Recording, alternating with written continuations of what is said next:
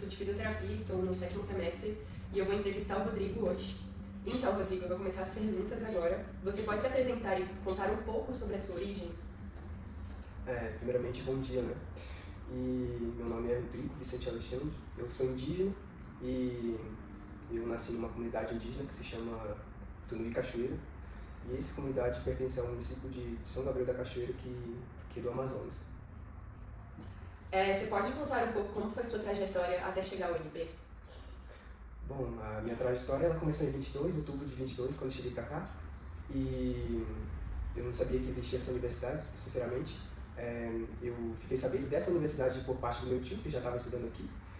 E daí ele me falou que estava tendo oportunidade para estudar e ele me enviou de tal. Aí eu fiquei sabendo dessa universidade e não sabia que já tinha alguns indígenas também que já estudavam aqui. Mas como eu acho que a comunicação, o edital era mal divulgado, eu não chegava nas nossas aldeias, nas nossas regiões, assim. E daí eu fiz o vestibular e consegui ser aprovado, né, para estudar no curso de saúde coletiva. E eu estou por aqui, né, estudando, e vamos esperar o que vai dar. Certo. Então vamos para a próxima pergunta agora. Como é viver e estudar na UNB sendo indígena? Bom, essa é uma boa pergunta, né? Que vida de uma indígena não é tão fácil assim para quem veio diretamente da aldeia, né? Então é meio difícil por parte de tudo, na verdade, na família, financeira, culinária também. O tempo é bem diferente da nossa região, então eu creio que mas a gente vai se adaptando, né? A gente se acostuma com as coisas, mas a vivência mesmo, a primeira dificuldade é só nos primeiros e segundo semestre, porque você não sabe se lidar, não sabe, principalmente, eu creio que muita gente como eu, indígenas, né? Quando chega não sabe mexer muito no cigarro, que é novo para nós, porque na nossa região também a gente não mexe com essas coisas, né? Então, quando é uma pessoa que vem da aldeia, ela chega aqui e com os olhares diferentes, né? Comida, como eu falei, então, financeiramente também, porque na nossa região a gente não depende muito de dinheiro, que a gente depende muito da natureza, pelo contrário. Então, quando você chega aqui, aí você sente que você precisa ter... você precisa estar bem... como que é? Ter dinheiro, financiado para viver, então... aí tu aprende a se lidar com essas coisas, né? Então, eu acho que a primeira barreira que a gente tem, né? Nesses primeiros e segundo semestre, quando um novo estudante chega, é mais por isso também. Agora, a próxima pergunta. Quais fatores do ambiente mais influenciam sua saúde? Da cidade?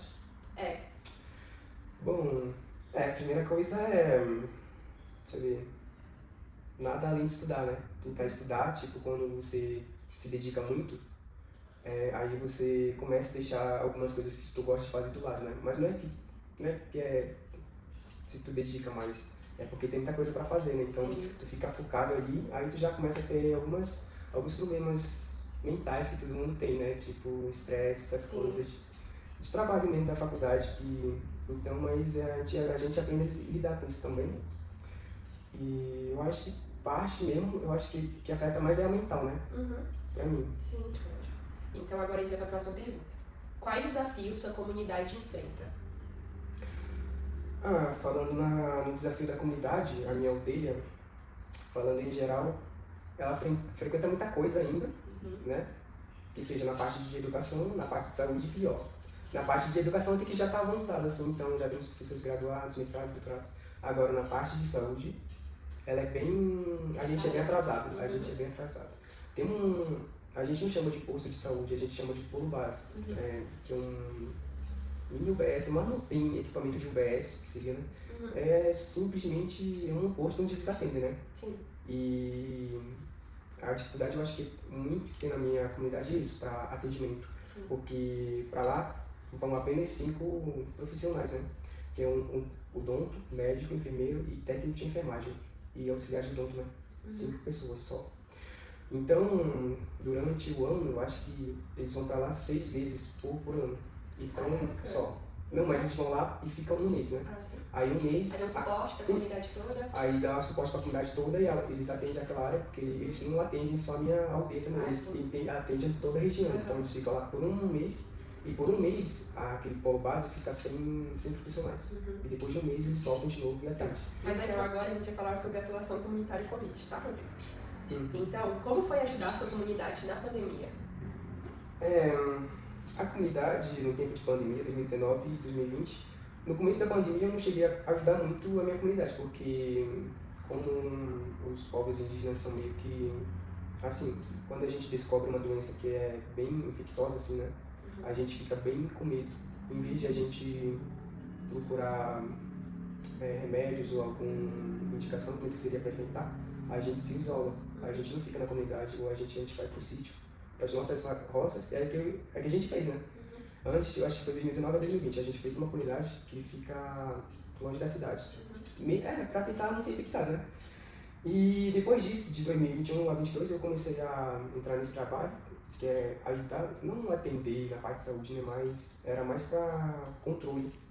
Quando já tinha poucos também, como que se chama? Quando o Covid já estava meio que, não muito assim. Ah, tá, já tinha dado uma diminuída nos casos? Sim. Então a gente ficava na beira da cidade, né? A gente fazia, como que se chama? Não tem aqueles medidores de pressão? E testes rápidos também, para tirar testes rápidos para quem subia e para quem descia para a cidade. E como nessa época ninguém podia sair para trabalhar essas coisas, a gente saía para distribuir cestas básicas, né, para as comunidades. E enfim, eu acho que a única parte que eu fiz ajuda aos povos indígenas, não é só o meu povo, era em geral os 23 povos que existiam lá. Então agora a próxima pergunta sobre esse mesmo tema. Quais fatores ficaram mais evidentes nesse período? Eu acho que fatores evidentes.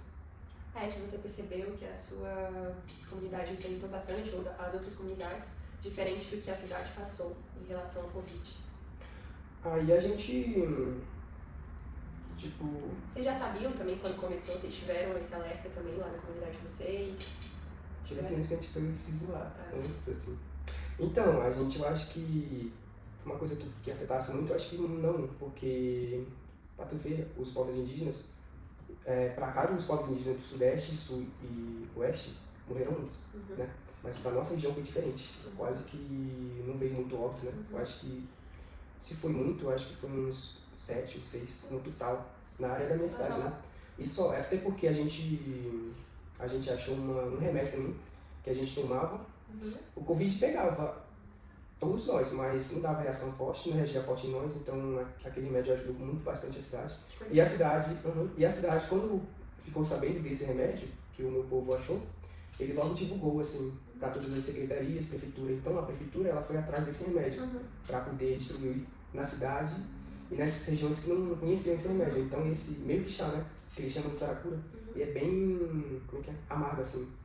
E esse remédio ajudou a, eu acho que combater um pouco da Covid, né, que não veio muito óbito, e também na nossa região, fiquei sabendo que não teve muita, que a Covid fosse forte assim, tipo falta de ar, essas coisas, não teve muitas essas coisas.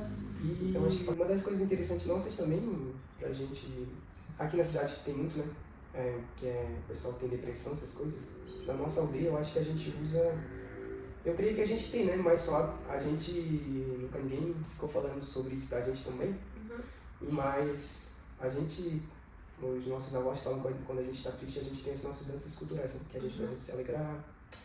E tem umas flautas também, não parece muita coisa, mas flauta também ela te acalma, né? Então a gente tem nossas próprias flautas, de diferentes sons também, com diferentes danças.